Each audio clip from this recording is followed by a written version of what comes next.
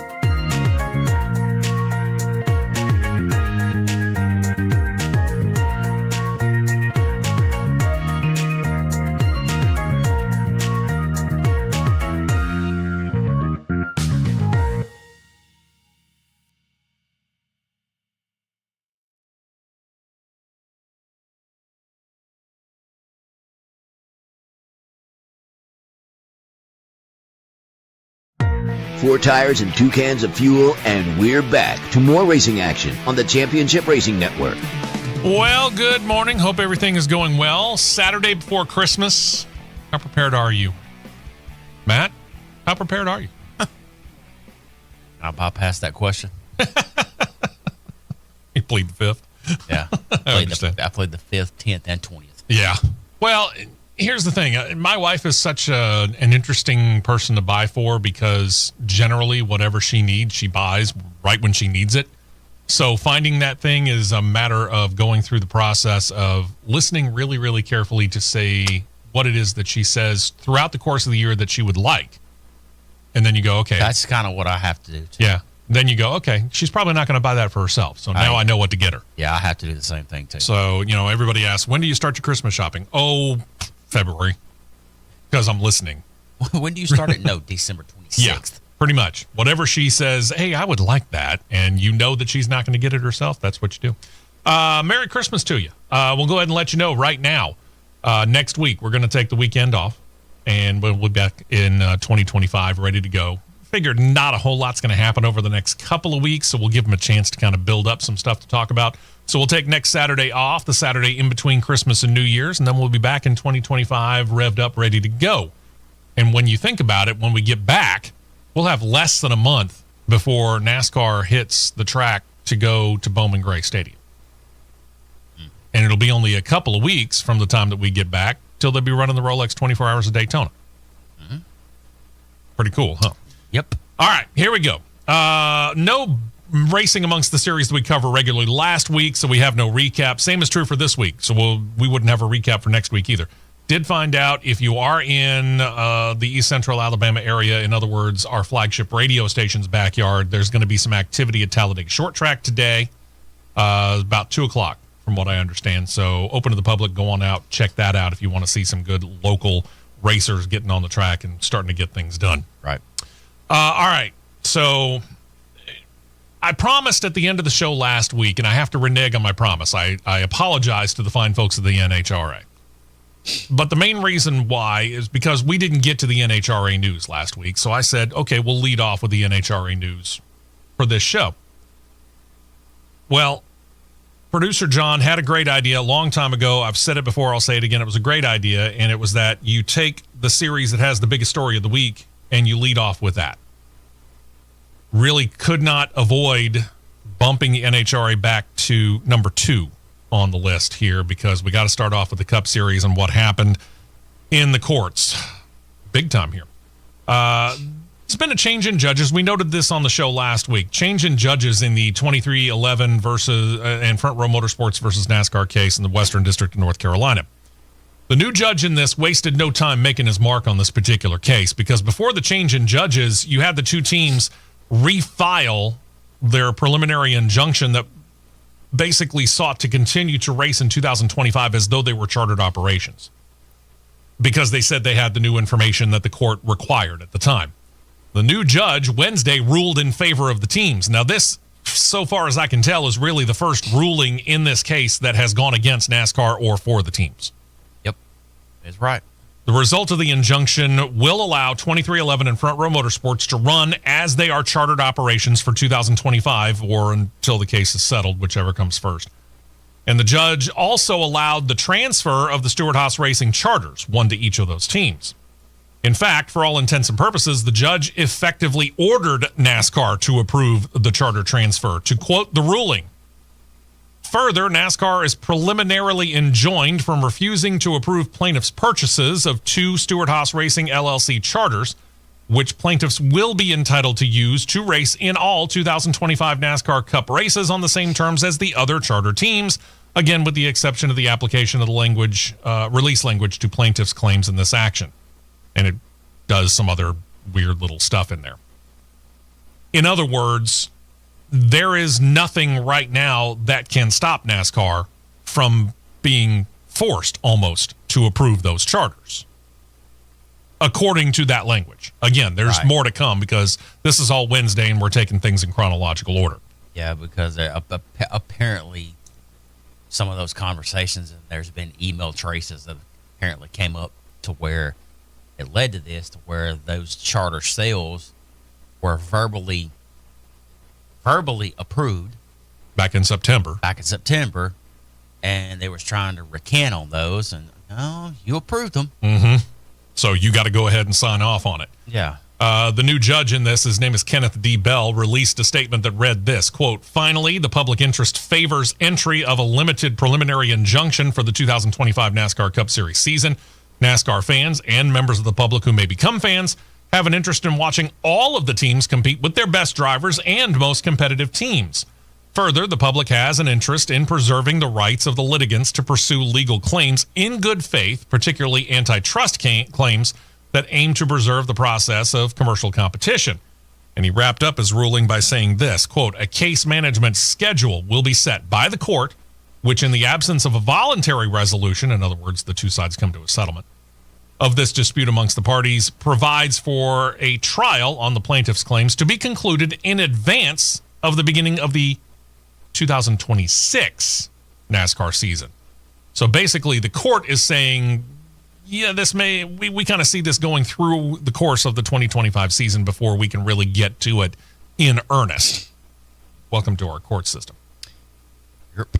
Bell, in talking about the ruling, also acknowledged that both 2311 drivers had an out in their contracts that would allow them to become free agents if their cars had not been chartered. We talked about Tyler Reddick. I don't think most people knew Bubba Wallace also had that out, but it turns out he does. Yeah. There's also the fact that sponsors, Monster Energy, who has been a major sponsor of Riley Earp's pretty much all of his career. And Tyler Reddick. And Tyler Reddick too. They were telling 2311 that they were going to delay any consumer promotions related to the teams, and they were, quote, reconsidering its entire relationship, unquote, with the team. And I say there because it turns out Front Row's biggest sponsor for a very long time as well, Love's Travel Stops, they were expressing the exact same concern. And that is a cornerstone of Front Row Motorsports' sponsorship ladder. Yeah. And here comes the big part. Indeed. For NASCAR, the second part of Judge Bell's statement should be concerning. What I read from you earlier was actually part number 3 of his recap on the ruling, if you will. Part number 2 actually should be quite concerning for NASCAR because it read this, quote, "The court finds that NASCAR possesses monopsony, whatever, power in the relevant," I'm not a lawyer, I don't play one on the radio, "in the relevant market, which is the market for premier stock car racing teams in the United States. NASCAR's Cup Series is the only premier stock car racing series in the United States, and premier stock car racing is a distinct form of automobile racing with unique cars and highly specialized racing teams for which other types of motorsports, like Formula One and Indycar, are not substitutes. Therefore, NASCAR fully controls which race teams can compete at the highest levels of stock car racing. Effectively, it has a 100% market share." Now, what's the basis of this particular lawsuit? And what is the specialization of the lawyer that 2311 and Front Row Motorsports has retained? That would be antitrust claims. Effectively, it has a 100% market share. Antitrust. See why we think that this kind of means some trouble for NASCAR? Yeah, and back to some things I've said before. Now, Jeffrey Kessler knows what he's doing. that being said, we have seen leagues, Major League Baseball and the NFL most notably, also taken to court on antitrust claims, and the litigants against those leagues have won, but yet the NFL and Major League Baseball remain monopolies. Okay? The last time the NFL had any kind of massive major competition up against them, I'm not going to include the first iteration of the USFL because it died by itself after only 3 years. Right. You got to go back to the 1960s and the old AFL, which is now the AFC, forcing the merger. That's 60 years ago, ladies and gentlemen. Major League Baseball has not had any major competition since the National League and the American League were not united under the umbrella of Major League Baseball. You got to go back a century for that. So I'm not saying that this is going to force NASCAR to split, because it won't. We have seen Cale Yarborough did this, and I can't remember what the name of that proposed other series was. Track? Was it TRAK? Something like that? TRAC? Something like that. Yeah. Something along those lines. He kept kind of trying to get this competitive series to NASCAR running shortly after he retired from Cup Series racing. Right. And I would watch interviews with him, and he'd have a polo shirt with that logo on it, but it never really gained any traction. Right. You know, and I'm not trying to put down any other major series that relates to stock cars, late models, whatever you want to call it. Cars Tour is a great tour. Cars Tour is not competition for NASCAR. SRX, as much as people said that they wanted it to be competition for NASCAR, was never even marketed as an idea for competition to NASCAR. If anything, that was going to be competition to late models. Exactly. Because it was a late model chassis car. Exactly. So, you know, it's going to be very, very difficult for somebody to come in and take on something as established as NASCAR. Okay? I mean, Formula One and IndyCar, they're very similar, but I'm not really certain I could call them competitors to each other. You know, I just got a hard time saying that because the cars are significantly enough different to the point where they do have their own kind of identity, if you will. Mm-hmm. So understand that this is not going to, I don't believe, break up what NASCAR is and what we've been used to for, 75 years. 76 coming into the new year. It's not going to be that. It's going to be a situation where this is going to change effectively how NASCAR does business if all of this goes in favor of the teams. Yeah, if how they do business and how they conduct it in a better manner. Exactly. Because there are some that are up in the top couple rungs of the ladder that are not the brightest crayon in the box, if you ask me. Mm-hmm. So, some things need to change because... Yeah. And sometimes it takes something like this to make people realize, hey, this has got to change. Agreed. But let you know right now, things are far from over because NASCAR finally, it took them a couple of days, but they have indeed countered. Fox Sports reporter Bob Pockris reported just yesterday, quote, NASCAR is asking for the enforcement of preliminary injunction to be delayed pending appeal, except that NASCAR will guarantee entry of 2 cars each from Front Row in 2311 in each 2025 Cup Series race. We'll get back to the meaning of that right here, where he continued by saying NASCAR, they, asked to delay SHR charter transfers and other benefits of charter membership. NASCAR adding that the 2 teams, quote, have not met multiple required conditions for the charter's assignment, unquote. Court date for the hearing on this particular motion has been set for January the 8th. In other words, they're not going to deal with it in the next couple of weeks. They're taking the holidays off, too. So what they're saying is that NASCAR will agree to half of the ruling that says, okay, yeah, we'll allow you to compete under charter, quote-unquote, charter approval as a 2-car operation for Front Row and for 2311, but we still want to hold off on approving the charter transfer from Stewart-Haas Racing over to one Front Row and the other to 2311. What? Why? If you're willing to approve them running as 2-car operations like they were in 2024, and what's the problem with it? And they've already, let's shoot from the hip here, they've already respectively put down $25 million a piece to buy those charters from Gene Haas and Joe Custer. Yeah. And them. What's the other conditions? You got to go down on bended knee and wash the feet of somebody? I don't understand it. I'm not sure I understand why they're doing this either. It doesn't make a whole lot of sense. They were trying to, what I don't understand either, is they were trying to push this and get this done before Christmas, but the judge said, no, we're waiting. We're not.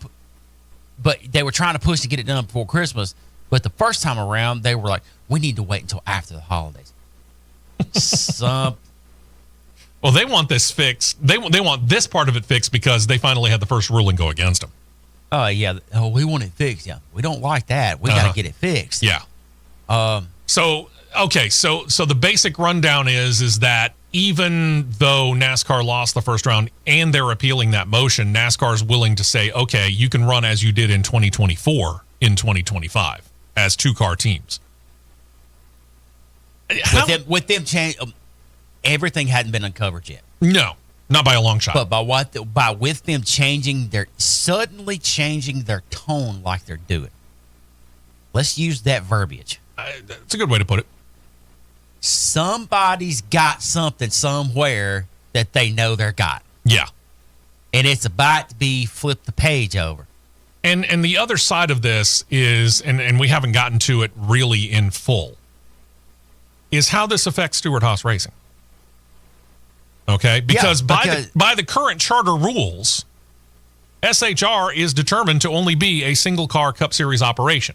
Yeah, because Joe Custer has clearly said, this has got to get done because we don't have the manpower or the staff to field other cars. Yeah. We got it to field our one car that we have set that we're going to run in 25.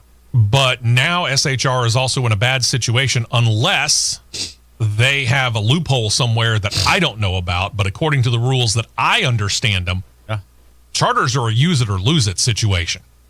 They'd have to lease it for 25. So, which is therefore about the only option that you would be, one of the only options you'd be able to do is turn right around. If, let's just say this falls flat of its face. Okay. All right. Considering that RFK leased the 15-car charter to run the 60-car, all right, they turn right around and lease one of the SHR charters to put the 15-car back in fully chartered. That's hypothetical scenario. Because there's nobody else, unless it's just out of the blue somewhere. If a lease was to come up and say, hey, let's just throw RCR out there because we know the 33 car is going to be back for multiple races. Sure. Let's lease this one right here and put the 33 car on full time. Hypothetical scenario. Yeah. But where all this is coming in from, I can almost guarantee money's already exchanged hands somewhere. Mm-hmm. And now, like I said just a minute ago, there's something somewhere that now all of a sudden they know they're got because of how their tone has completely changed. Yeah. And I don't think this new judge would have went in favor of the teams if he didn't know said thing is on the radar as well. Mm-hmm. Let's call it that. And one of the cornerstones behind 2311 and Front Row's appeal saying that they had the new information is they had documentation. We just talked about Monster Energy. We just talked about Love's Travel Stops. We just talked about the fact that not just Tyler Reddick, but Bubba Wallace, both of them have language in their contracts with 2311 that says if the car's not chartered, we can go find ourselves another ride. The caveat to that is the fact that there really isn't any ride to be had in the Cup Series. Okay? So I don't know where they would go. And all this changed, too, when it was uncovered through the week when it stated that Wallace had went to them and expressed concern, like, hey, we need to get something done here. Yeah. Because apparently he was, let's go NCAA and NIL terms here. There may have been a little bit of tampering going on. Sure. I could see that. But even though there's really no seat for either Bubba or Tyler at this particular time, it adds to the instability. Monster Energy coming out and saying, hey, you don't have a charter. We're a little leery about going ahead and going full bore on promotions with you guys, and we're going to delay all this stuff. Right. Love's Travel Stops willing to do the same thing. That's instability for the teams. Irreparable harm. And now you throw in the two drivers from one team, granted, but you throw in the two drivers who are saying, if the car's not chartered, we might exercise our out option. That's even more instability. Irreparable harm. So there you go. But going on the assumption that come even January the 8th, that the judge continues to side with the teams over NASCAR. We'll pick up the news from there. Talk about, for example, the two cars, assuming, of course, that the SHR charters are transferred officially, how that kind of affects things. We'll talk about that and how the fact that Front Row Motorsports, based upon this ruling that was in their favor middle of the week, caused FRM to say, okay, let's start to plow ahead and put more details out there. That's next. We will be right back with more on the Championship Racing Network.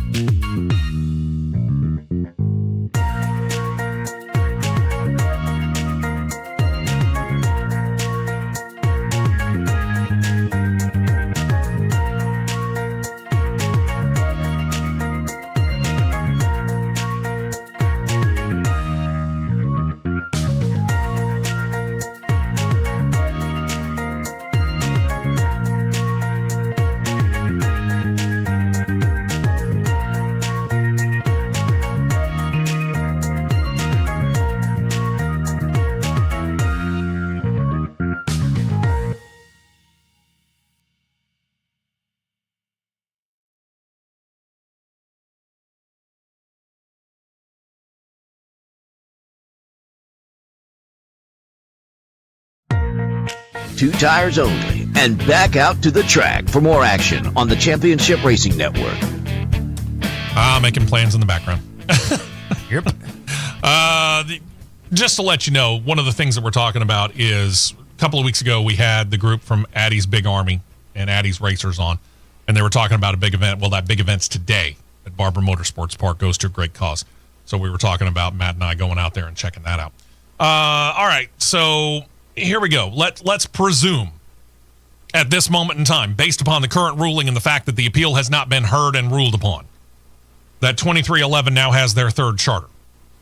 So that would go on, as we have noted, the 35 Toyota Camry that they're set to field for Riley Herbst, now guaranteed to start in 2025, at least for now. For Front Row Motorsports, of course, this means that their intent to field a third Cup entry is also ready to go.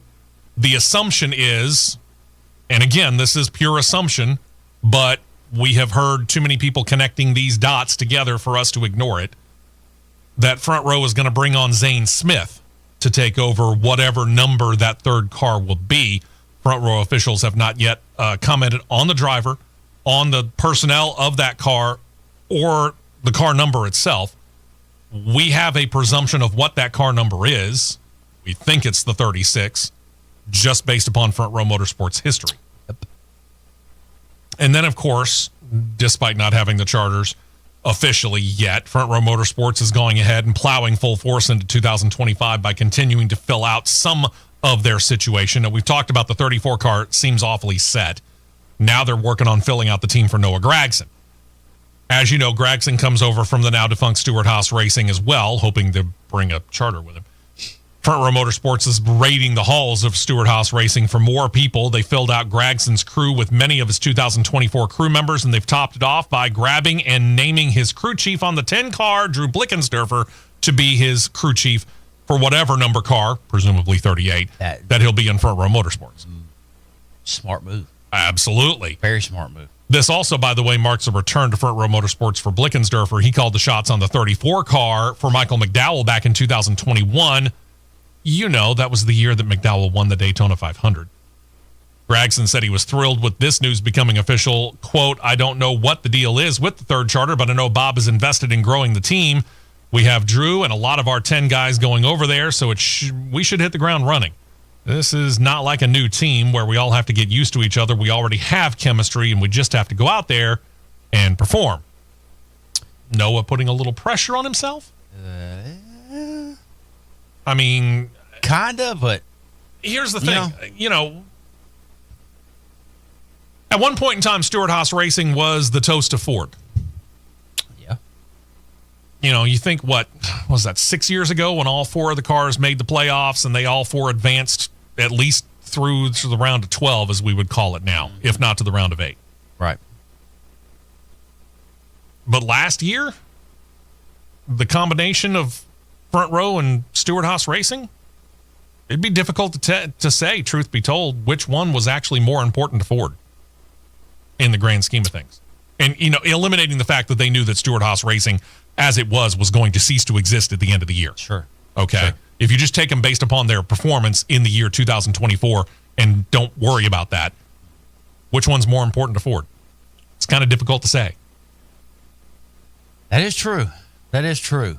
But with him saying that, the basis of him saying what he's saying, if you ask me, is because as well as they performed overall, sure, across all 6 super speedway races, and what we saw out of them from the beginning of the year versus the end of the year, you could tell that chemistry grew over the course of the year, and they meshed very well. It did. As well as they were at super speedways,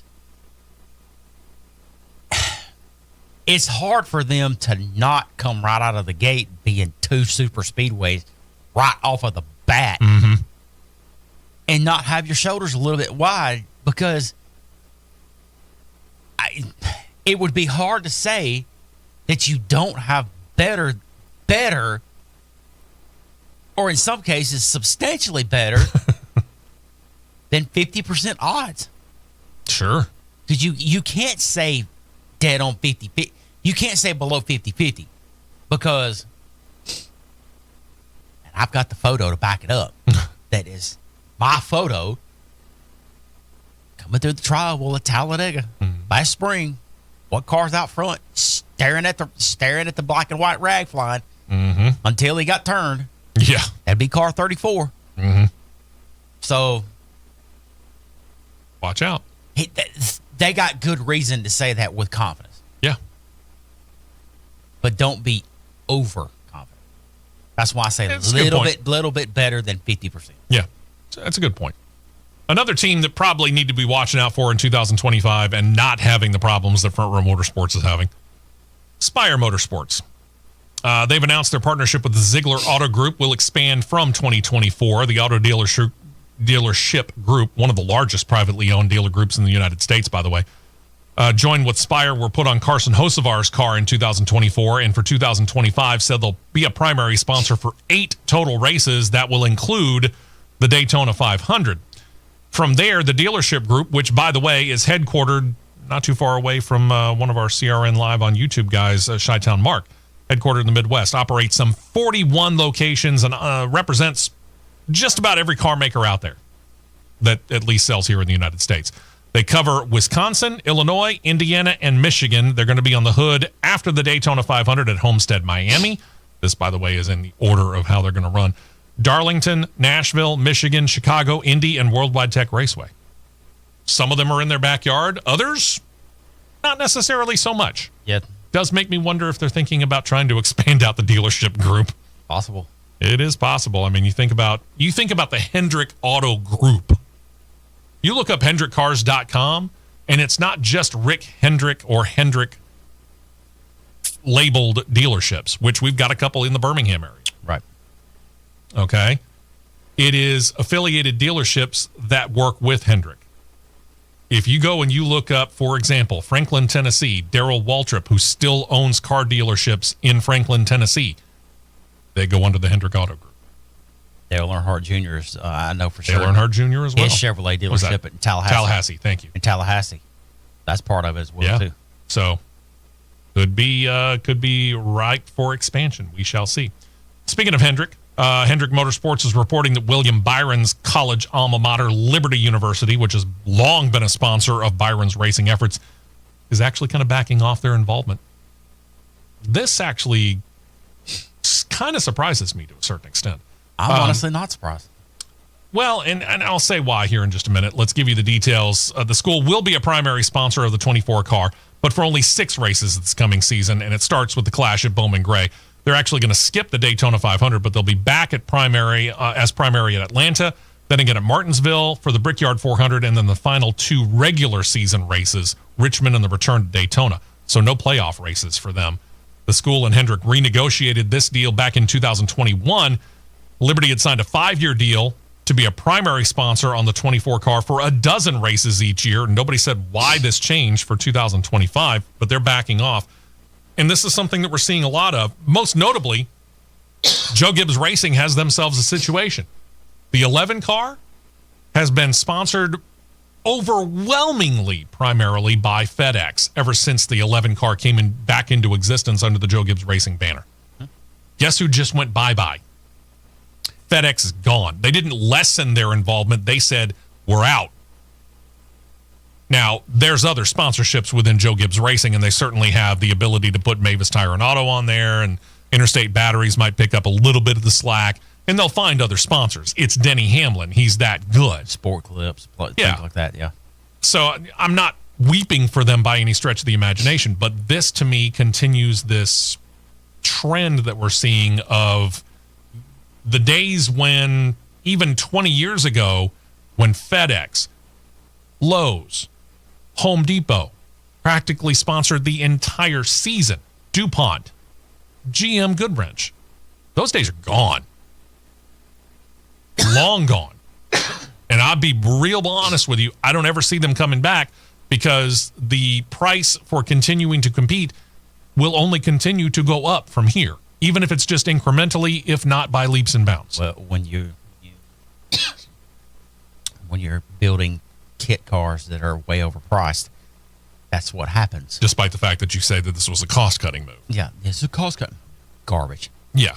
Absolute garbage. Unfortunately, it just adds back, and we'll go back to last segment, it just adds into the whole idea of NASCAR being a monopoly. To quote the great Lightning McQueen, ka-chow. Simply put. There you go. I mean, there's no other way to say it because, like you're saying, Motorcraft, DuPont, Budweiser, Busch, Yeah. Miller Lite, Alltel of all things. Alltel. There you go. Yeah. Shell Pennzoil. Companies like that, the days of, you've got one car. When you're looking for the 24 car, oh, there he is, DuPont. Yeah. Look for DuPont. There's a rainbow car. There's a flame car. There's this. There's that. Yep. But now 24. Is it Liberty? Is it Exalta? Is it HP? Is it this? Is it that? Or Raptor? Who is it this week? Yeah. Yeah, and it's a sad part of it, but it is what it is. Yeah. I mean, you got to go through the process of making sure that you're paying very close attention to the car number, and then you go, okay, that's the sponsor, that's the car number, match them both together, and then be ready to go. For us, up in the PA, up at Talladega, for the guys that are at MRN or PRN, or for that matter, the Indianapolis Racing Network, which is going to run the Brickyard 400, that's even more important for them to do it as well, because they have to do this every single week. And it may change from one race to the next race that they go to. Yep. I envy them, but at the same time, I don't envy them, because I would do that job in a heartbeat. Believe me, for MRN or PRN, I'd do that job in a heartbeat. But at the same time, you got to be up on it every single week, knowing exactly what the paint scheme is going to look like every single week. Correct. Think it's an easy job to do, it ain't. Before we take a break, we'll do one more bit of sponsorship news here, and this is RFK Racing. They got Ryan Preece, of course, coming on board to drive the team's third Cup Series entry in 2025. And for them, not all of the sponsorship load is going to fall upon the new-to-the-team sponsor, Kroger, which is moving over from what used to be JTG Dougherty Racing. Mohawk Northeast is a company that's come on board. They're going to be a primary sponsor, granted for only 3 races, but it's 3 races on that number 60 car. Mohawk Northeast, in case you don't know who they are, they've been a longtime partner for Preece, but this marks a first for them as a primary NASCAR sponsor. They provide high-quality construction services to numerous clients, not the least of which being the U.S. Navy and the U.S. Coast Guard, along with several northeastern states' Department of Transportation. The 3 races they're slated to be on the hood on: Iowa Speedway, I'll get back to that in a second, Watkins Glen in New Hampshire. They have worked, indeed, with the states of New Hampshire and New York when it comes to their departments of transportation. Iowa's not one of the ones that they generally have partnered with. Maybe they're looking to expand too. I'm just throwing it out there. Maybe so. All the best. All right, so Rick Ware Racing. They've leased one of their 2 charters to the aforementioned RFK Racing for Ryan Preece. So they are a single-car operation, right? And nope. They are planning on being a 2-car operation in the year 2025. How exactly is that going to look? Well, we got the details for you when we come back, because, that's what we do right here on CRN. We will be right back with more on the Championship Racing Network.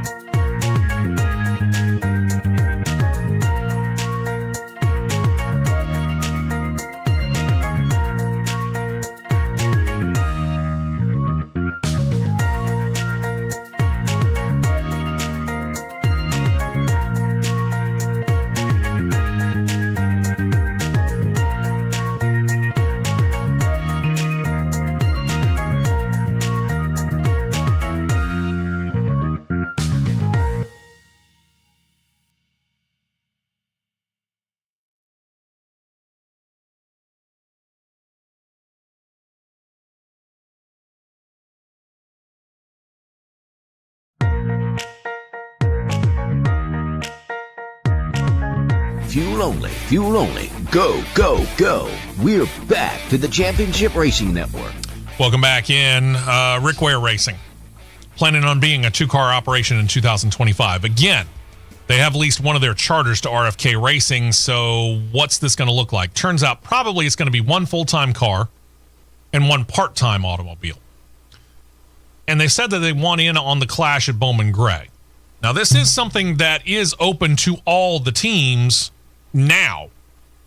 There used to be a rule that said you had to be, a pole winner in the previous season to be eligible for it? And then they kind of expanded it all out. For the traditional rules that it should still be. Yeah. Yeah, it should have been one of those things, but now you can try to race your way in, which is exactly what RFK is going to do for the clash at Bowman Gray. And in order to do that, they've decided they're going to pull in a ringer for this non-points race. His name is Tim Brown, and Brown may be familiar to you if you're familiar with racing amongst several different levels of stock car racing. He's no stranger to stock car racing, or for that matter, Bowman Gray Stadium's racetrack itself. He's 53 years old, finally now getting his opportunity to get into the Cup Series. So at 56, you're saying there's a chance. I'm available. Need to get a license, but I'm just throwing it out there. The 53-year-old North Carolina native has raced regularly at Bowman Gray Stadium in the past 3 decades in the Tour-Type Modified division. This guy holds pretty much every record at Bowman Gray Stadium that is in existence, including the fastest lap ever turned at the track, 12.965 seconds. It's a quarter-mile track, by the way, for those of you that are curious as to how long it's going to be. In his 35 years of racing at Bowman Gray, Tim Brown claims a dozen track championships, the first back in 1996, his most recent in 2022. He has 101 race wins at the track, 146 pole positions, and is so good that in 2003, he claimed the pole for every race in the year. And as it turns out, he's an employee of Rick Ware Racing, so they didn't have to go far to get him. Here. First off, since its existence within stock car racing, this may be one of the best things, if not the smartest things, Rick Ware Racing has ever done. Oh, I can't argue that at all. You got somebody that is intimately familiar with this track. Very, very, very intimately familiar. Yeah. You put him in the car, make this the feel-good story of the clash. Oh, heck yeah. But at the same time, short tracks can be, especially with this one, can be the ultimate equalizer. Yeah. I mean, we talk about that with Daytona and Talladega, but yeah, you're right. Short tracks too. Short tracks too. You're giving yourself a very legitimate chance. Very legitimate. But the best part about this, to me, is in how things are current day. Let's go from early 2000s on. You got the man driving the car that he built. Yep.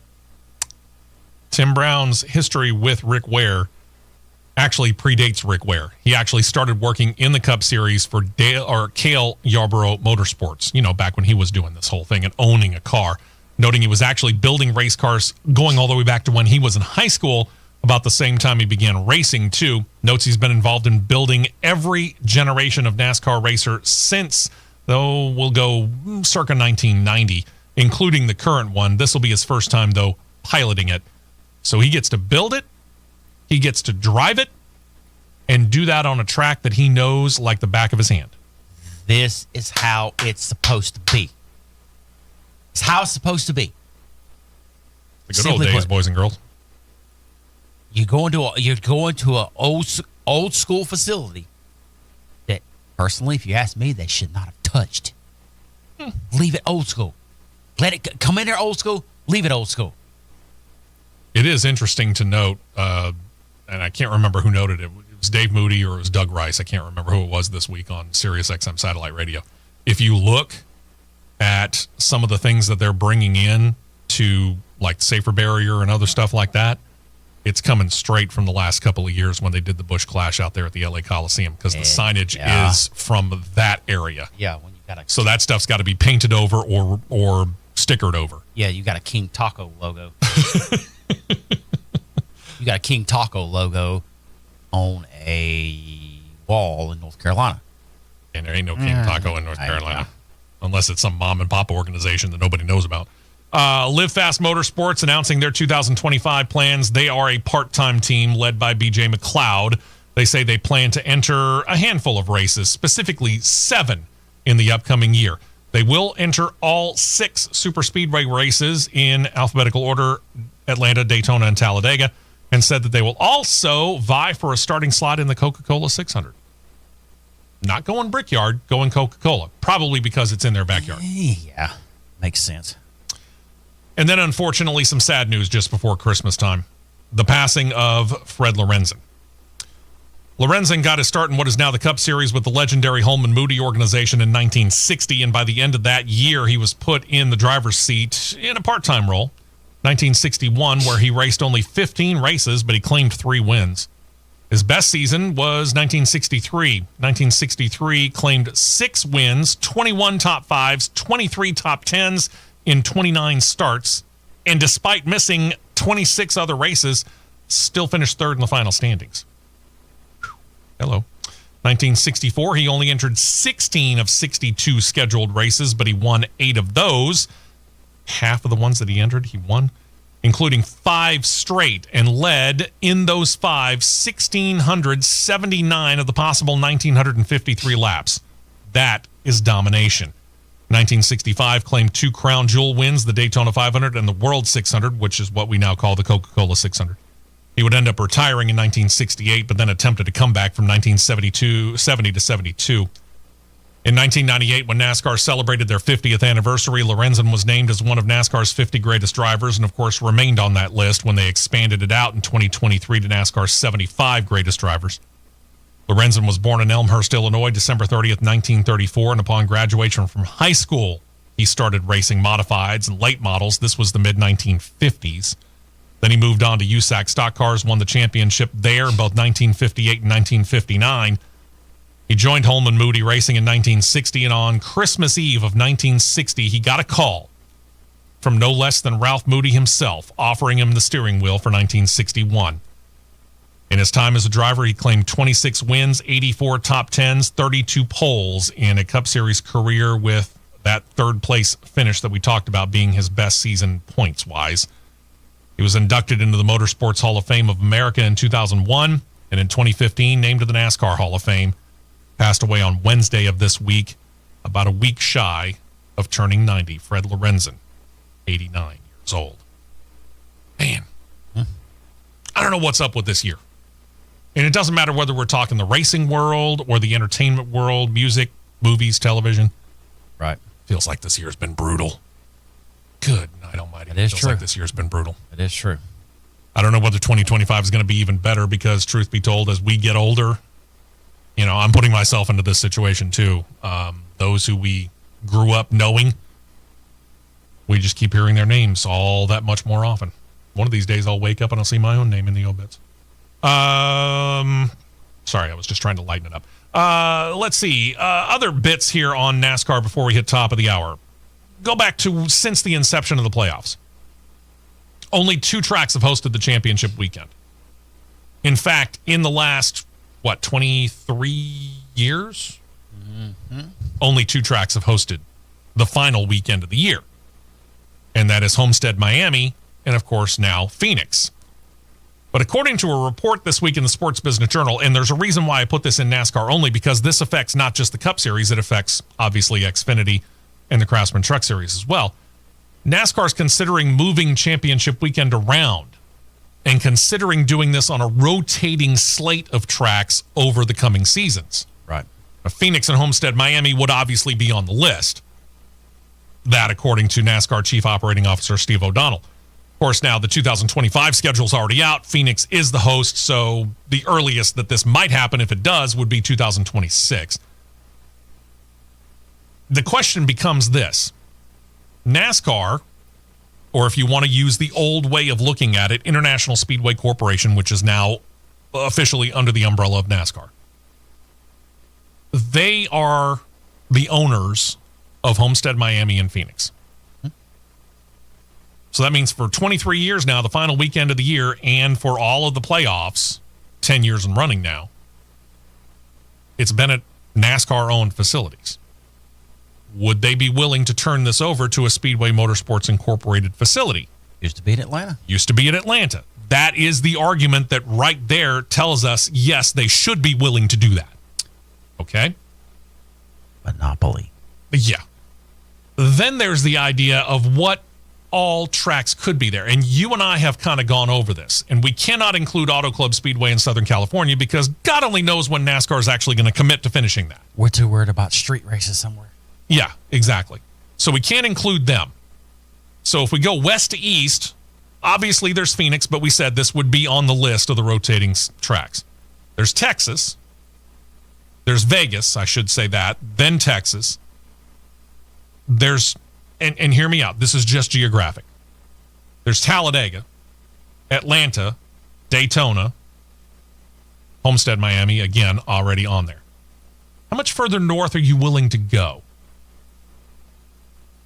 Would you potentially include Nashville Superspeedway? This is mid-November. Might be cool, but probably not snowing. I'm going to say Kansas is right on that line. Okay. So if you're willing to put Kansas on there, probably could put Nashville on there. Mile and a third.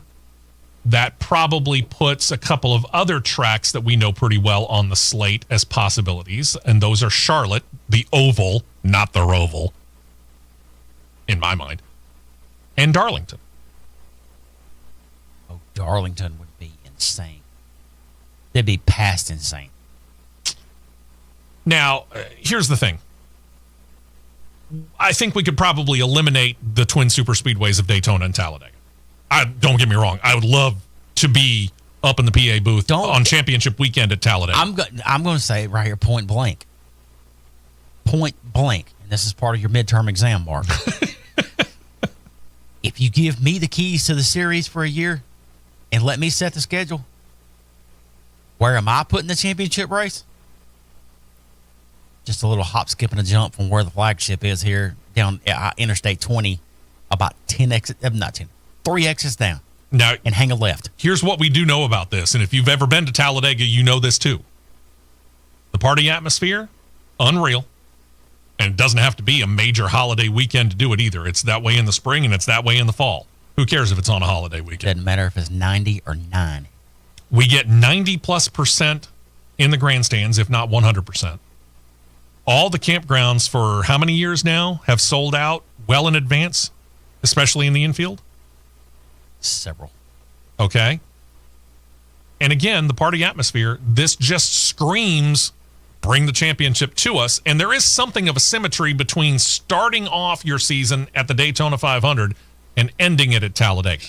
But is NASCAR willing to tell the drivers, this is what's going to happen? No, because they don't. They can want to tell them what's going to happen with other stuff, but they don't want to listen to them fuss and gripe and complain, which, shut up, you're driving a race car for a living. Yeah. Just do it. You know, it's no different than starting the regular season at Daytona and ending the regular season at Daytona, if you ask me. And I'm not sure I really want to do that. You could, I guess, but I'm not sure I want to do that. I think for me, you're giving them a cornerstone race already in the Daytona 500. You are. Here's how you do it. Just me. Anybody wants to give me the keys to the schedule for a year, I'll take them. Okay. Put them in my hands, and we'll create. I'll work on a schedule for the next 5 to 10 years. I'll give you my address where you can send the keys via FedEx or UPS, whatever you want to use. I don't care. Put the tracks. You got to set that line, that geographical line. Yeah. put those tracks that are south of a geographical line in a lottery. You have it like an NBA lottery, NBA draft pick lottery. Okay. You have your lottery pick. All right. We know our playoff tracks. And majority are below that geographical line. You can't tell me I'm wrong. Majority are. You put those tracks in the lottery before each season starts. You don't set the playoffs. You set the regular season. This is interesting. Don't set the playoffs. When the lottery's drawn and your championship track is picked, then set your playoffs. That's interesting. My only problem with that is I think there has to be the ability of these tracks, and in some cases, the surrounding metropolitan areas to be able to prepare. So I don't know. I mean, I think I heard somebody come up with the idea of right after the championship weekend. Okay, let's use this past one for an example. I know we got to take a break. Producer John, give me a sec.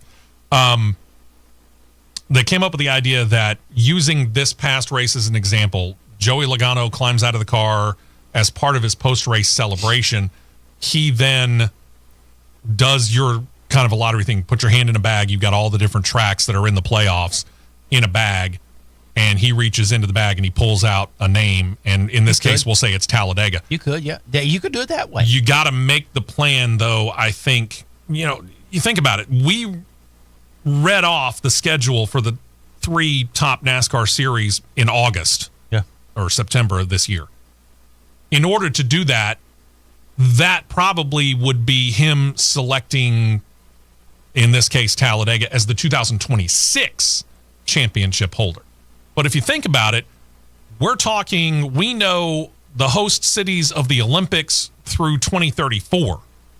We know the host cities of the Super Bowl for the next, 4 or 5 seasons? Even the national championship for football. Exactly. Even basketball. We know where these are going to be. Baseball, Major League Baseball, the NBA, the NHL, they base it because they're, best of 7. They base it on, you go back and forth between the 2 teams that are competing. But in this case, there is no home. Yeah, I mean, Charlotte's the hub of NASCAR. I get it. But there's no home track for one team in this case. They are all pretty much based in and around Charlotte. Even with the NCAA Final Four, it's already set there you go. Through 2031. Yeah. Which I'm very thankful is going to be in Atlanta. I don't have a problem with the idea of rotating this thing around, and I don't have a problem even with randomizing it because, once using that Joey Logano example, after Phoenix, he pulled out Talladega. Okay, every other track that we mentioned that you're willing to put this thing at, now all of a sudden Talladega gets eliminated until after it's run. Then you can throw it back in there. Right. But that way you have a better chance of keeping the rotation and spreading it out over a wider scale. Right, but we both know if you was to pick the championship track either at the end of the championship race for preceding year, or if you was to do it in a lottery-style fashion, we both know whatever said facility it may be has beyond and more the capability to plan for it at a second's notice. Sure, and they have to. They have to be able to do that. I mean, go back to stupid COVID year and look at all the machinations that had to be gone through just to get back to going to racing. Oh, yeah. My biggest concern at this point in time would be, even if we were to willing to go into some colder weather areas, you could conceivably think of Rockingham. Okay? True. Rockingham is an area that's got to prepare for NASCAR to come invading. Don't touch that dial. The Championship Racing Network will be right back.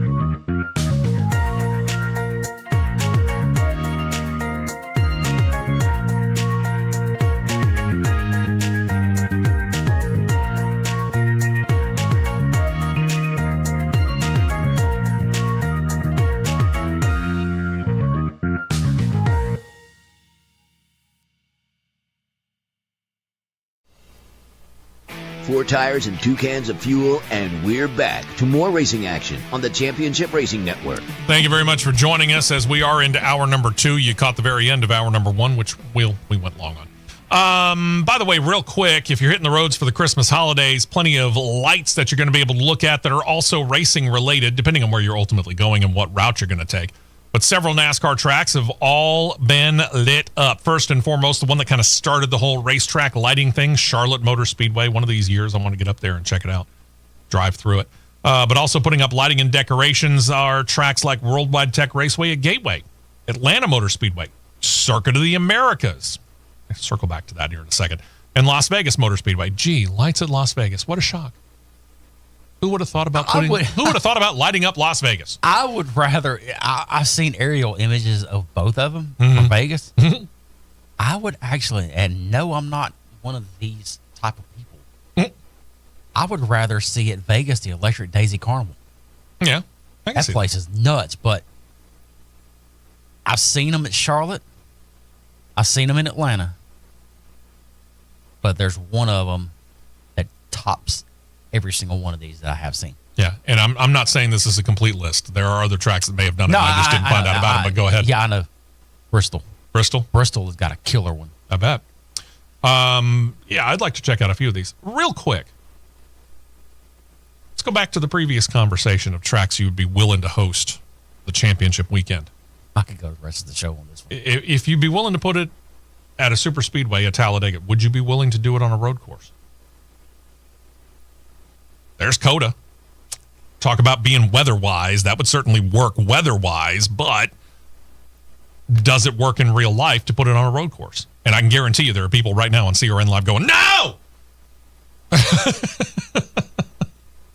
I'm going to say yeah, but throw it at a wild card. Wild card. Okay. Take it to a barber. Take it to, if Atlanta... Road Atlanta would be willing to up their status a little bit? I would say... And again, I'm just going by weather. I would say throw the wild card because we know they've got the facilities to do it. Bring it to Barber. There you go. That'd be fun. The question would be is how much would Talladega question it being less than 30 miles down the interstate? Well, they haven't had a big problem with the fact that back-to-back weekends we run Talladega and Barber in the springtime. Right, but... So they seem to work pretty well together. Championship level. Yeah, I get it. I know. We'll see. Time will tell on this. That's a long way from being done. Also, Sports Business Journal's reporting that the 2025 marketing efforts for NASCAR, somebody finally fixed something and got it right again. Wow, 2 weeks in a row we get to say this. It's going to be centered around the drivers once again. It's about time. The series has started an incentive program for the drivers. In other words, a pool of money worth somewhere north of $10 million, according to the SBJ claims. NASCAR is set to incentivize the drivers by using that money to be involved in television and radio promos and other forms of marketing for the racing series. Did they have to pay the drivers to do that back when we were seeing, the great commercials of the 1990s and 2000s? No. They should want to do it. Yeah. In this case, I think NASCAR is doing this right. They need to be able to concentrate on your stars. And let's face it, the stars are not in the front office. The stars of NASCAR are like the stars of the NFL. They're on the field. Right.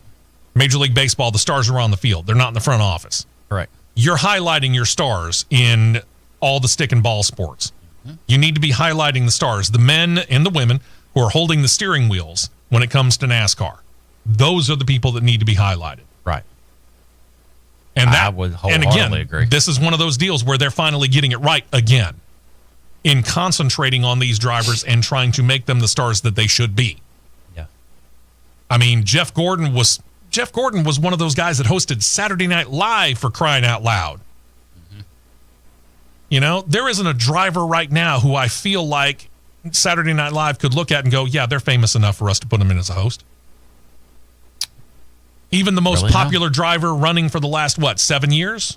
Chase Elliott? Yeah, no, definitely not. I mean, I'm sorry, but I don't see Chase Elliott hosting Saturday Night Live because I don't think that a whole lot of people outside of the racing world are that familiar with him. But they all knew Jeff Gordon. They all knew Dale Earnhardt. They all knew Jimmy Johnson. They all knew Tony Stewart. They all knew Dale Jarrett. What can Brown do for you? Okay? These guys were the centerpieces of commercials, and they were the centerpieces of NASCAR promos. That needs to be that way again. True. To the National Hot Rod Association, we got plenty of stuff from them as well. Some weeks ago, NHRA officials announced the 2025 season slate for Top Fuel and Funny Car. We detailed those at the time, but we noted they had not detailed Pro Stock or Pro Stock motorcycle, Pro Stock car and motorcycle. And the reason why is because they don't run the full season like Top Fuel and Funny Car do. They finally did that a week and a half ago, and we just didn't get to it last week. You might remember the 2025 schedule will feature 20 events in the Mission Foods Drag Racing Series. Again, Top Fuel Funny Car going to run them all. Pro Stock Car is going to run all but 2. They're going to run all the races except for Chicago and Richmond. Sorry, Chi-Town, Mark. Meantime, Pro Stock Motorcycle is going to miss more. They're going to miss 5, to be exact. They're going to miss Phoenix. So that's what, race 2 or 3 on the schedule, if I remember right. I've actually got the schedule right here. Phoenix is race number 2. 2. Okay, so you go Gator Nationals, Phoenix, Spring Pomona, and Vegas. So effectively, Pro Stock Motorcycle is missing that entire West Coast swing. They're going to skip out on Epping, New Hampshire, and they're also going to skip out on Brainerd, Minnesota. It is interesting to note that both the Pro Stock divisions, though, are going to run the entire 6-race slate of the Chase for Championship events, and that makes, I think, season number 2 for that, because previously they were not guaranteed to either one of them race all 6 of those events. ZMAX Dragway in Charlotte, North Carolina has also announced a change in their 2025 plans. They run 2 races a year.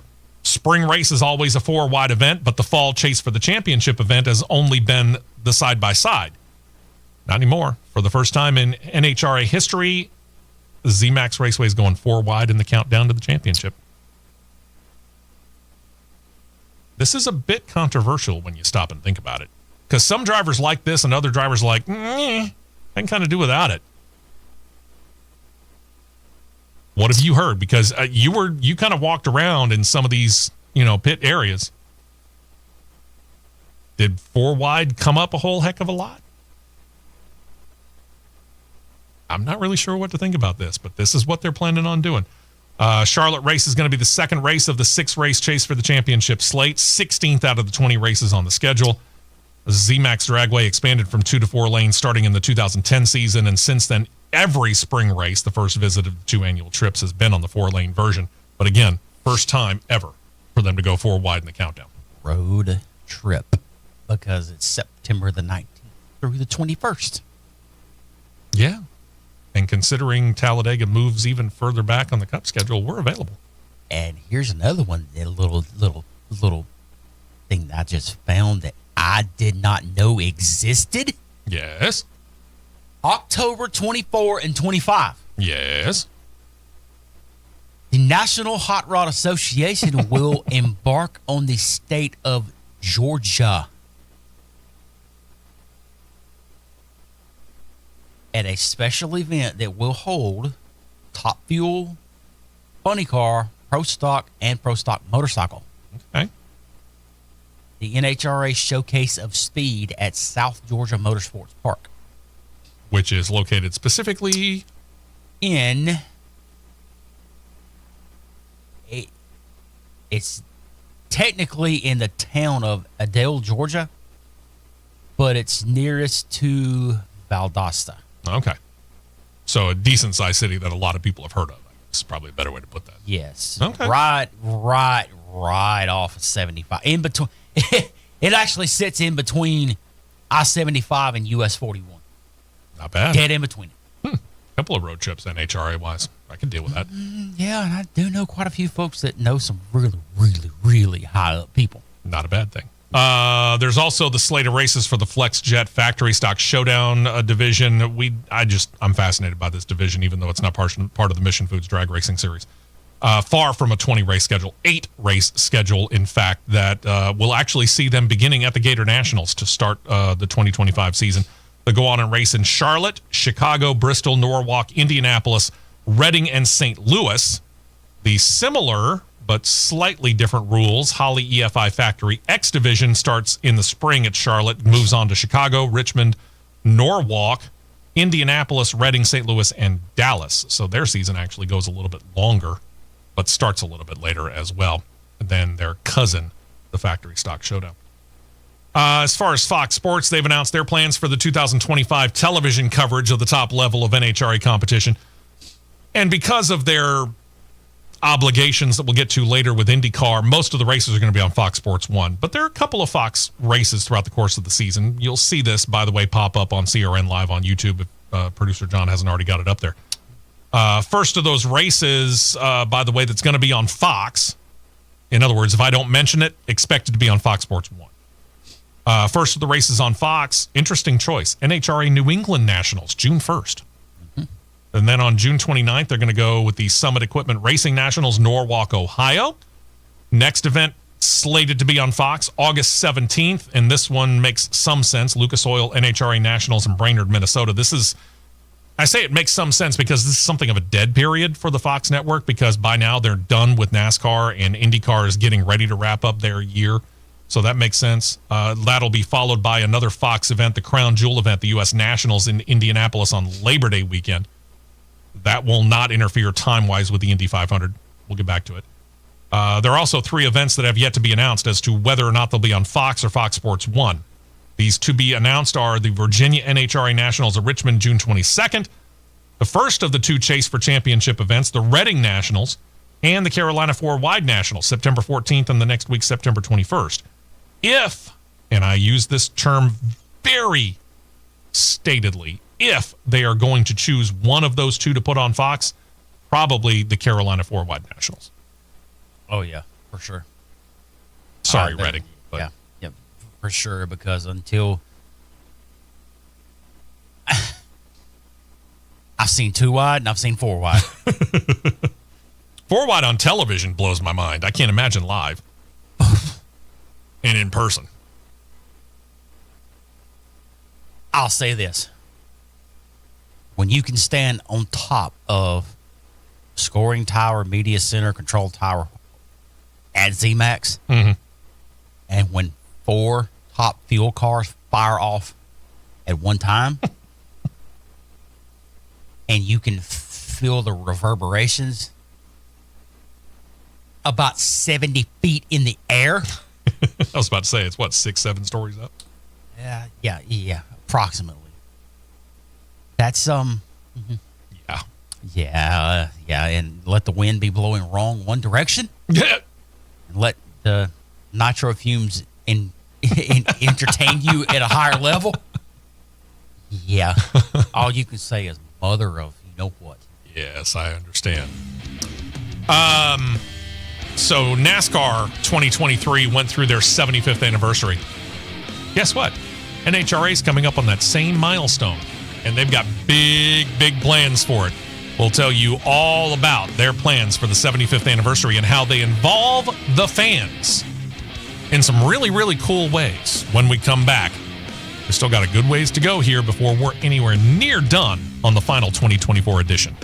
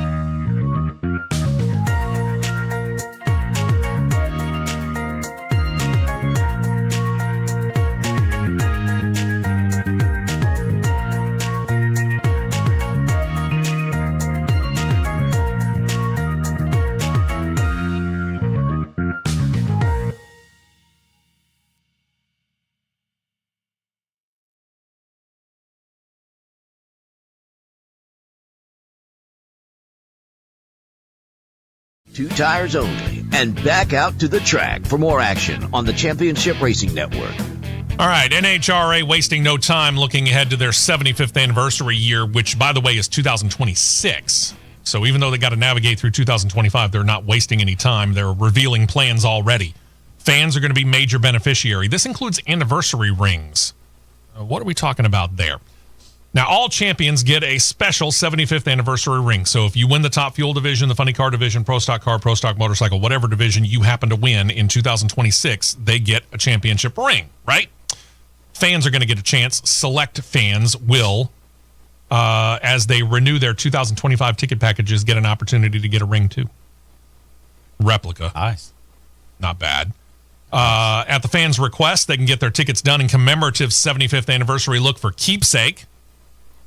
For all event winners in 2026, they're going to get a specially designed Wally trophy that is only going to be given out in the 2026 season. And they're also planning a documentary of the man that Wally is named after, Wally Parks, said to be a movie length and movie quality in-depth look into the founder of the NHRA. And that is just the beginning. Also promised for 2026, an updated all-time NHRA driver list, much like what NASCAR did with their 75th anniversary. They took their 50 best drivers and added 25 more drivers onto that list. NHRA is going to follow that. They're going to add 25 drivers to their 50th anniversary list. There's also a high-quality hardcover book that will come out in alliance with the 75th anniversary that's going to detail the history of the NHRA from its founding to present day, which will also include details of the 2025 season. And they have said expect more announcement and more events and more initiatives to come as they get prepared for the 75th anniversary. Other news, NHRA has long seen Napa an official sponsor within their ranks, but for the first time ever, Napa and the NHRA are actually partnering up. It's a long-term deal going to make Napa the official parts store, auto parts store of the NHRA. They've also got now an official traction compound. Which traction compound do they actually use?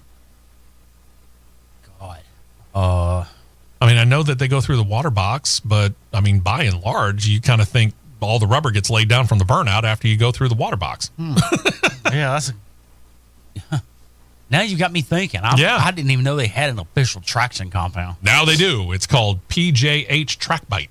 Okay. Oh, I've heard of that. Yeah, I've heard of that. And Redline Oil is now the presenting sponsor of the NHRA's annual NHRA Crew of the Year award.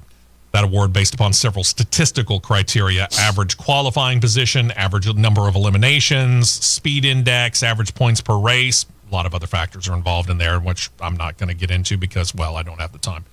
The top 3 teams from each Mission Foods drag racing division will be highlighted at the postseason awards ceremony.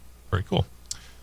John Force Racing has announced that John Force himself will continue to sit out. He's not quite ready to get back into racing after the injuries he sustained at the event in Richmond midway through the 2024 year.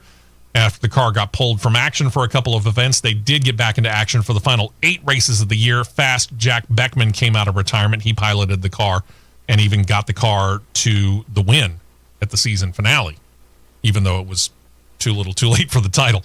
But since Force won't be back in his funny car entry for 2025, Beckman has agreed he will be back.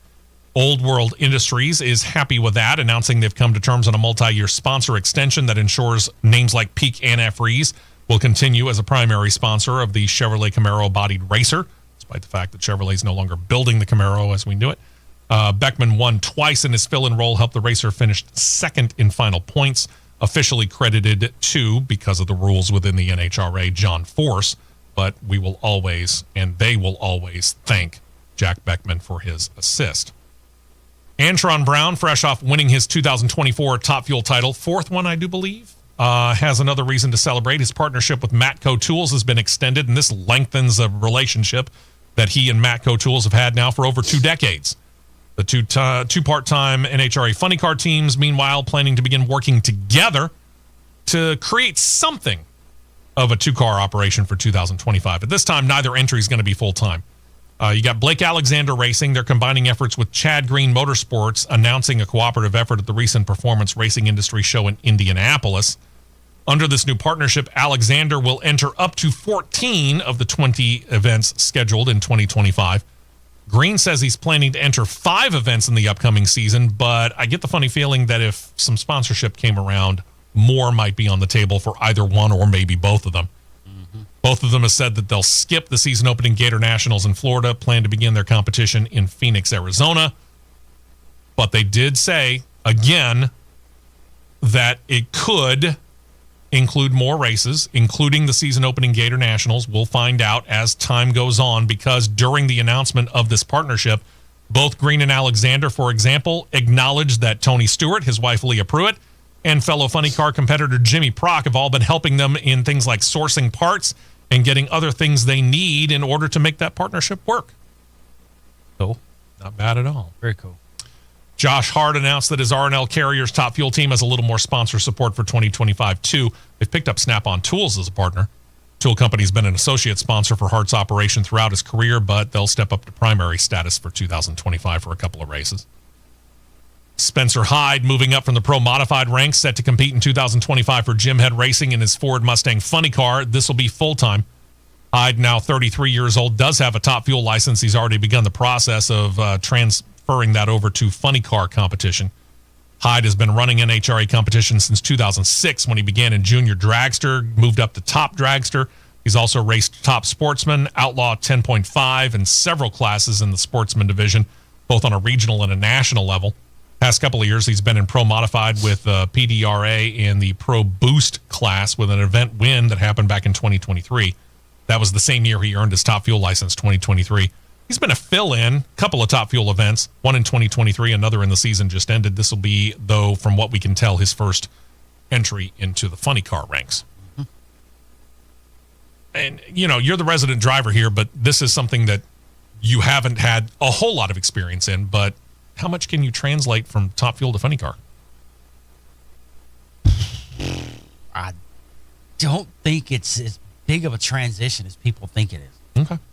I mean, we've talked about you see a lot of crossover in it already. Yeah, I mean, we've talked about the ETs, we've talked about their, you know, reaction times and their speeds, and truth be told, funny car sometimes is a little bit faster than a Top Fuel car. Yes, faster than Top Fuel. So, you know, as long as you got the technique down, you're probably in pretty good shape. Yep.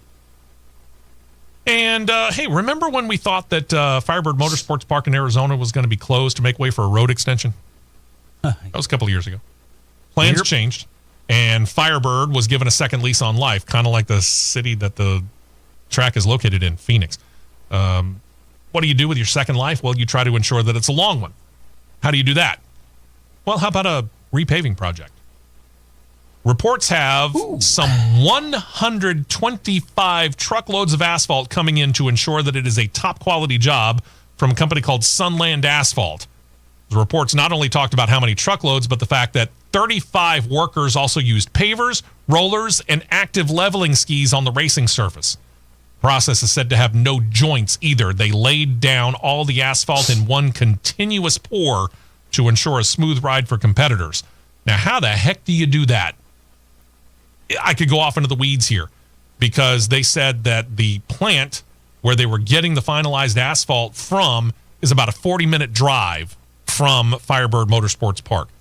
They had to get the help of local officials to ensure that there were no traffic jams on the way from the trucks going from the plant to the track to ensure that it was one long continuous pour. But Sunland is a veteran at this. They've done several other jobs. For example, they did the work on the Miami Grand Prix and Formula One, and that's where they pioneered the idea of the continuous pour and perfected it by also using that technique at other major racing venues. Senior project manager for Sunland is Michael Lucarelli. He said this, quote, "From my motorsports background, I take pride in the race surface and giving the drivers the best possible race surface to perform on." Very cool stuff. That's a heck of a project, man. Yeah, it's going to be a heck of a project. So now, fresh asphalt, a lot of grip. Records? State record fall? Records, anyone? Could happen. Very much so. Over to Formula One here. By the way, cool picture that I was able to pull down, and thank you to John for making that as big as it is up there on CRN Live on YouTube, showing the process there. It's such a massive project. All right, so to Formula One here, where ESPN is reporting that sources told them that Sergio Perez was working towards exiting Red Bull. Now, We're, again, going to go into this in chronological order. So early in the week, this report came down, and ESPN said that it was likely to be confirmed at some point in time before Christmas. The report claiming that it might not be a full exit because Red Bull was negotiating to pull him from the race car, but to try and keep him in the company in what they're calling an ambassadorial role. With the options in hand, Perez was reportedly early this week looking at options to decide what he wanted to do. Remember, he signed a 2-year deal before the 2025 season. Red Bull contracts don't assign the driver to a particular team, but simply connect the driver to the parent company instead, and that's their out in case they want to yank a driver in the middle of a season. Nick DeVries. If he were to remain, it says that he would be included in marketing appearances and perform show runs and might be a reserve driver. All of that was Monday. Wednesday, it became official. Sergio Perez, bye. According to Formula1.com, the two sides reached an agreement to part ways effective immediately, which means to me probably not sticking around in the ambassadorial role either.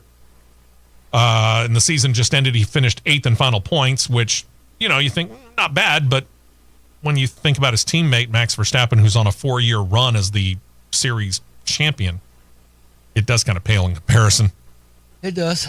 So his slip more than assisted Red Bull in missing out on another Constructors' Cup title as well, where they finished 3rd this year. So Monday's report, again, before all of it became official, the sources that ESPN used said that Liam Lawson, no surprise there, was set to be named as the replacement driver for Perez, which would put him in the Red Bull and leave Yuki Tsunoda with VCARB for another year. And since Lawson took over the second VCARB ride midway through the 2024 season from Daniel Ricciardo, it means they would need another driver there, and that report said that the likely leader in the clubhouse was the guy who finished second in 2024 Formula 2 points, Isaac Hadjar. However, that announcement not made until Wednesday. Well, specifically Liam Lawson. Liam Lawson, again, no surprise, that announcement was made on Wednesday. Liam Lawson will take over the Red Bull ride in place of Sergio Perez. As far as Isaac Hadjar, they waited yet another day for that. Thursday, Red Bull officials confirmed that the replacement was going to all go together, and boom, here comes Isaac Hadjar. I know, it's getting very difficult to kind of piece this all together, right? Mm-hmm. Either way, Liam Lawson we know about. Isaac Hadjar. What do you know about him? Well, here we go. French native, 20 years old. His official announcement does indeed mean that all 20 seats, by the way, have been settled for 2025. But then there's 2026. We'll get to that in a second. So Isaac Hadjar, second in Formula 2 points, 20 years old, now steps into VCARB to team up with Yuki Tsunoda, who, by the way, probably is feeling a little less than appreciated. Because if you think about how long he's been under the Red Bull banner and just can't seem to move up to the main team, which is pretty much what everybody feels like Red Bull is versus VCARB. And that's why Red Bull boss Christian Horner admits Yuki Tsunoda might be seeking the exit door after this year. He's been in the Red Bull system for 5 years now, just hasn't gotten a chance as much as he might have wanted to drive for that main team. So Yuki Tsunoda might be a free agent. Hey, silly season for 2026, already underway. Yeah, no kidding. Does it ever stop, really? I mean, no, seriously. Not really. I'm just wondering if Lawson's going to keep 30 or not for his number. He should. I think he does. I think he has to. I think they made him choose that number. Well, but see, when he took over the VCARB ride from Ricciardo. Behrman, when he drove the Ferrari, he ran 38. When he ran Haas, he ran 50. But 25 forward, he's going to be 87. Yeah, that's true. I don't know. We'll keep an eye on it. As soon as all those numbers come out, we'll let you know. Let's see. What else we got here? Sauber, soon to be Audi, changing both drivers for 2025, left 2 2024 F1 drivers out of a ride. One of them is a 10-race F1 winner. That's Valtteri Bottas. Bottas has, by the way, landed himself, if not a full-time ride, he's got himself a job. He's rejoining Mercedes as their reserve driver. Bottas raced for Mercedes from 2017 to 2021 as a teammate to Lewis Hamilton, won his 10 races during that stretch. So he'll be a reserve driver. They got a rookie over there, young kid coming in addition to George Russell. He's probably going to be mentor role more than anything for the rookie. Probably so. But I don't know. I know I'm tired of seeing on his social media of what's next. What's next? What's next? What's next? And for I'm Zhou, going swimming. I'm going flying. Yeah. For Zhou Guan Yu, we don't know. Going back to China, I guess. I guess so. All right, here we go. Bringing it back to Perez here. With him out and Liam Lawson and Isaac Hajar set, again, all 20 seats of all 10 teams are now accounted for. There's no room at the end for him to race in 2025. And again, I guess he might be able to come back around and maybe become a Red Bull ambassador, but that this time, if he would like to continue racing, it would have to be in another series. That being said, being a multiple race winner in Formula One, probably pretty appealing to teams in other series. Indycar. Wow, choked there. Sorry. Could he potentially be a candidate for the GM Cadillac entry in 2026? I don't see why not.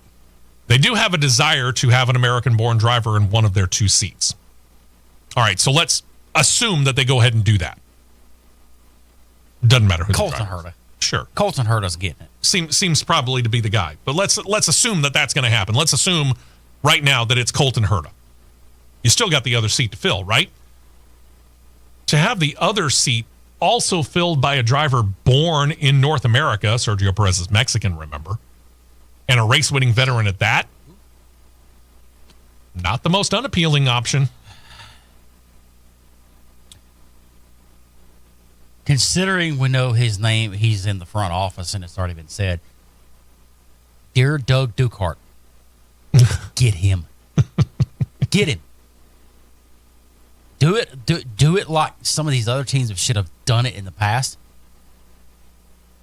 Veteran presence, rookie presence. Sure. And again, you're probably, no disrespect to Gene Haas, but GM Cadillac is certainly having a bigger footprint here in the United States of America than Haas F1 does. Without a doubt. I mean, the infrastructure already says that they've got a bigger footprint in North America than what Haas F1 has. I mean, without a doubt, but... And then you turn around and you get an American-born driver and a Mexican-born driver? You want to talk about grabbing the attention of people in North America? And Mexico fans are already rabid about it. And they would love to keep Sergio Perez in Formula One, and they wouldn't care what team he raced for. But then you turn around and you put him in a GM Cadillac entry, and that pops the eyebrows and starts getting all those people down in Mexico City for the Mexico City Grand Prix to start wearing GM Cadillac merchandise. True. And then Colton Herta certainly pops the eyeballs of people here in the United States from Miami, Coda, and Vegas. True. And whenever Fernando Alonso decides to hang it up and call it a career, Aston Martin has the opportunity to do the same thing with 2 North American drivers. Also could happen. We shall see. Formula One and apparel maker PacSun started a partnership back in 2021 in order for PacSun to create high-quality apparel for fans of the series to be able to purchase. Partnership set to continue. The announcement, the 2 sides extended that pack to continue, and they've got more than 350 stores here in the U.S. alone. So it now becomes a more convenient way for fans to find the merchandise of their favorite driver and or team and have a nice variety of choices.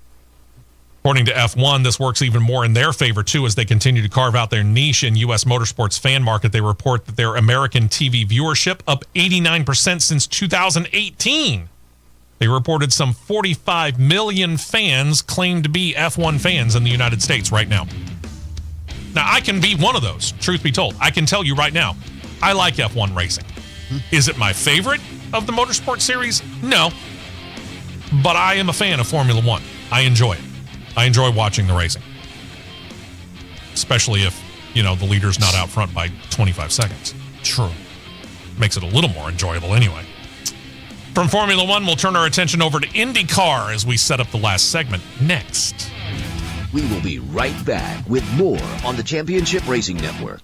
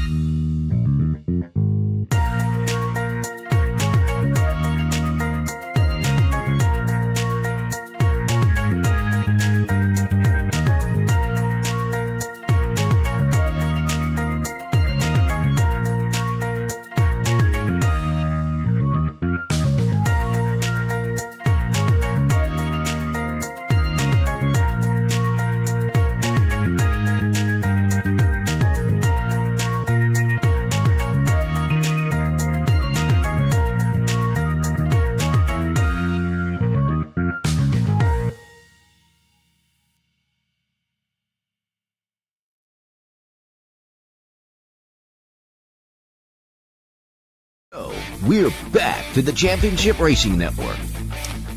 Oh, ticket prices. Events we'd like to go to, Matt and I, but I'm broke. Anyway, let's just say the ticket demand now, how college basketball has catapulted in our state. Mm-hmm. The ticket demand versus West Alabama to Auburn, yeah, light years. sure. But either way, I mean, the number has skyrocketed. It's crazy. You know, and we consider ourselves to be a college football state first and foremost. Alabama, Auburn, you've heard of that rivalry, obviously.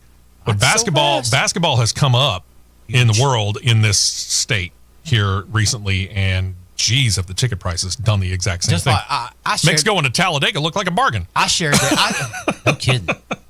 I shared something of this on my social media not that long ago.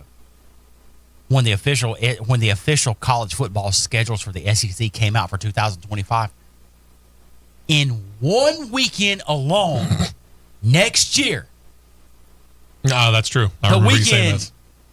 and this is not counting UAB or Jacksonville State, Yeah, both of which are still yet to be determined. Yeah, FBS schools that can draw pretty good too. Yeah, in one weekend, I'm going to say within a 150-mile radius, Yeah, that's a good way to put it. you have the Missouri Tigers coming to play at Auburn. Mm-hmm. You have that little game called the third Saturday in October. Tennessee goes to Tuscaloosa to play Alabama. And We're going to be racing you in Talladega. have Talladega going on the same weekend. And like you said, that doesn't include UAB. That doesn't include Jack JSU. State. That doesn't include Georgia, if you want to put the 150-mile radius on it. Or Georgia Tech. Or Georgia Tech. It's going to be a fun weekend. And we'll still get packed. Woo! I'm looking forward to it. We'll still get packed out because it's Talladega. That's what we do. To IndyCar's side of things, Juncos Hollinger Racing has decided finally on both of their 2025 drivers. Now, recently, a couple of weeks ago, they announced Stingray Robb was going to be in one car. Joining him, Connor Daly. This is a good move on their part. Connor Daly's been racing in the series now for 11 years, 115 starts under his belt, the last 5 of those with Juncos Hollinger Racing just this past season. So good for them. Let's see. We noted last week, I think it was, Penske Entertainment and Dallara presented renderings of the proposed updated 2027 IndyCar chassis. Again, that's the first year it would be used. We also noted that the teams were hoping for something a little bit more revolutionary than evolutionary. Mm-hmm. Renderings presented to the teams were back in October. Apparently, the desires of the teams fell on deaf ears, maybe. And I say maybe because it seems Dallara has gone ahead and taken the next step. They are putting the chassis through some early wind tunnel testing. Again, pictures being held very close to the vest by Dallara at the request of Penske Entertainment. So that tells me that there is room for changes to be made if they choose to go that way. Both sides state that they don't want to release any pictures due to the fact that they just haven't finalized how the bodywork on the chassis is set to look. If we take the example, though, of the current chassis known as the DW12, we can expect to see some pictures maybe in early 2025. I say that because initial testing of the DW12 chassis began in December of 2010. First pictures were released in February of 2011 with the finalized bodywork put on the car, and then, of course, it went racing for 2012. So maybe February, March, hopefully before they throw the green flag on the 2025 season, we'll see what this proposed 2027 car might look like. Right. IndyCar's new television deal with Fox.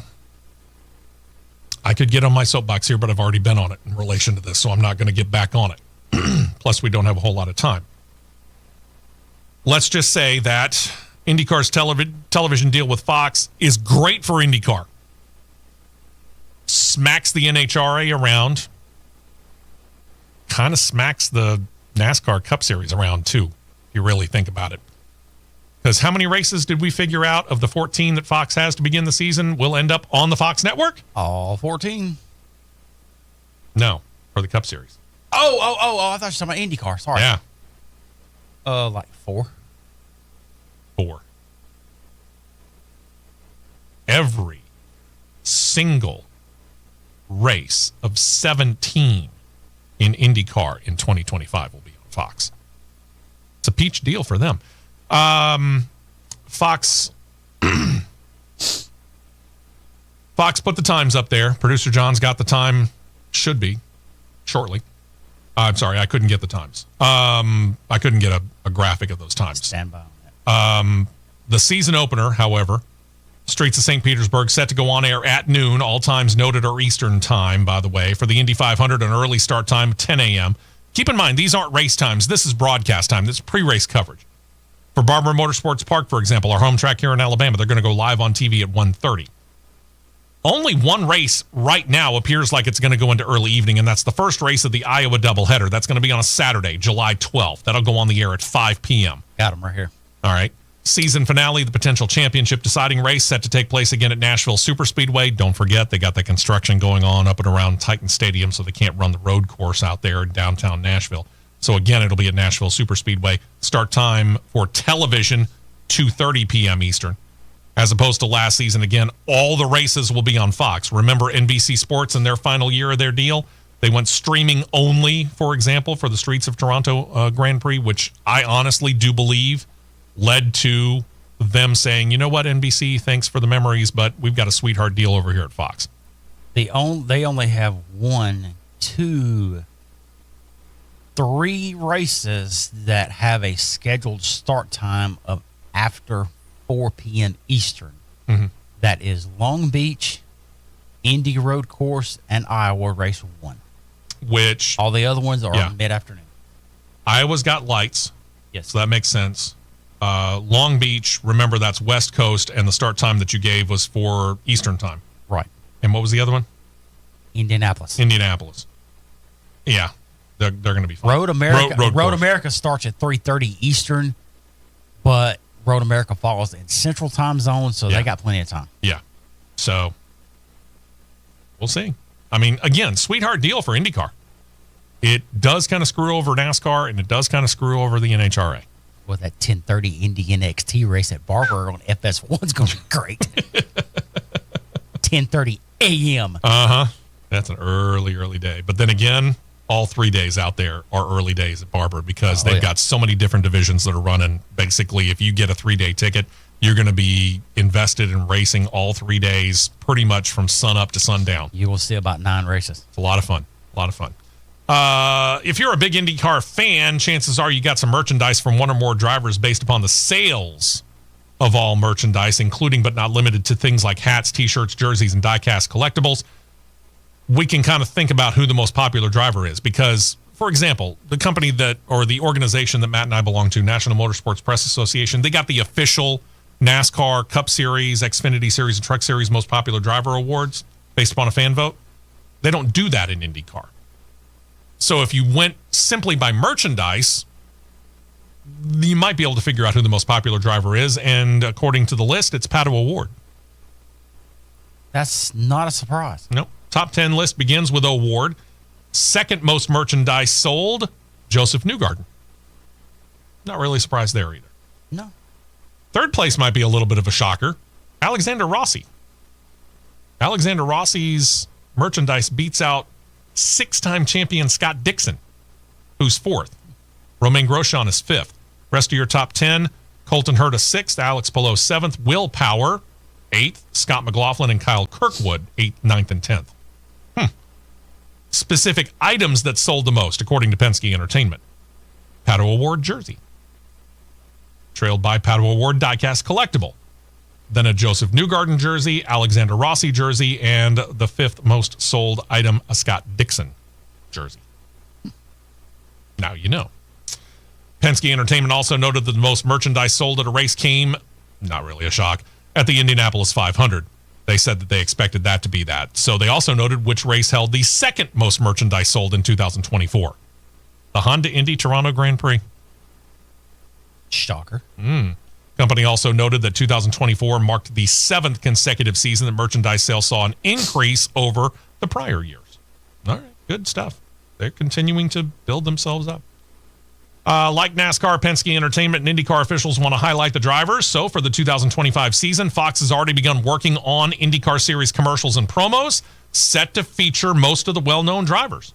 First round of those, 3-time champion Alex Palou, your back-to-back Indy 500 winner, and 2-time champion Joseph Newgarden, and the aforementioned Pato Award, voted as the IndyCar most popular driver based upon sales of stuff.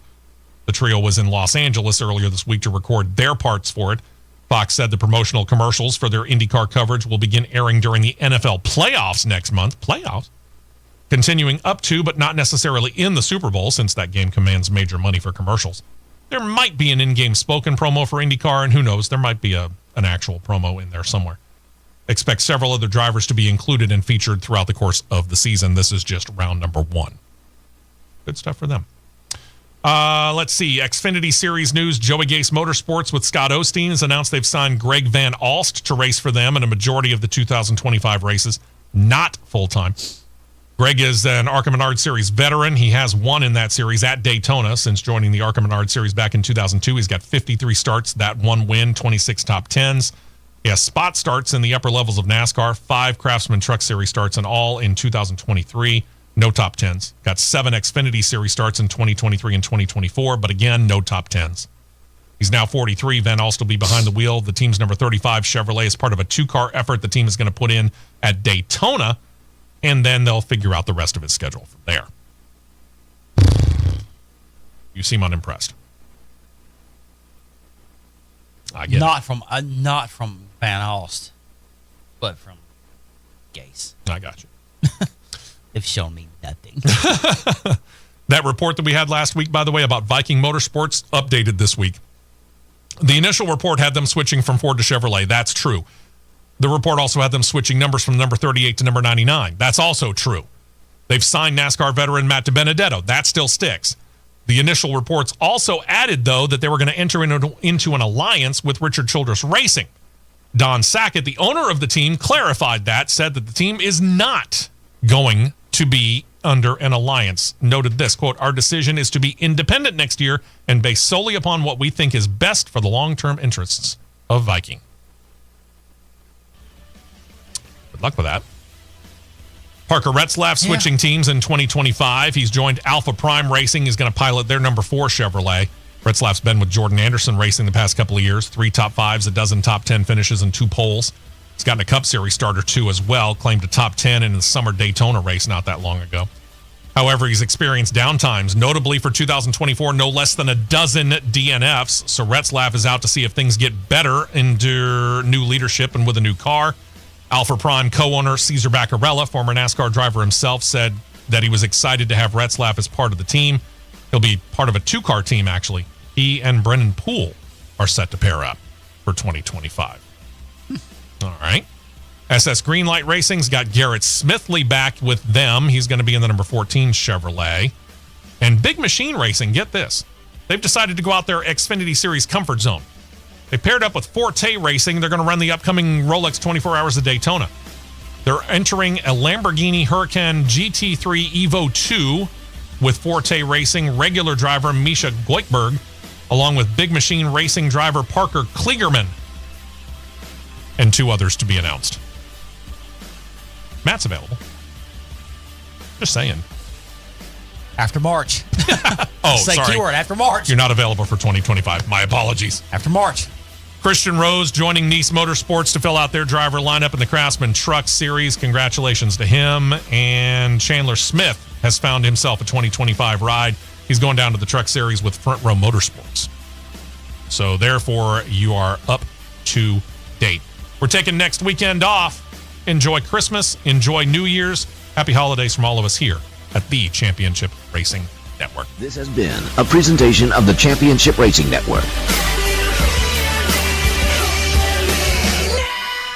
This James